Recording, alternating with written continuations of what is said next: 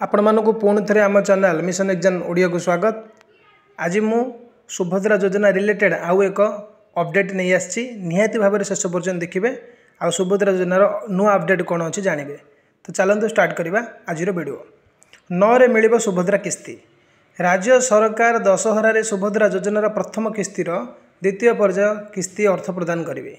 October 9 रे एही किस्ती टंका योग्य महिला हिताधिकारी बैंक अकाउंट को प्रदान करा।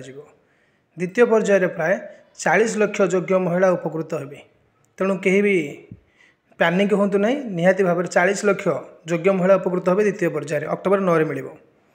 बारिपदार आयोजित सभार मुख्यमंत्री मोहन चरण माझी ये टंका प्रदान करेंगे बोली उपमुख्यमंत्री तथा महिला और शिशु विकास मंत्री प्रभाती परिड़ा गणमाध्यम को सूचना देइछन्ति।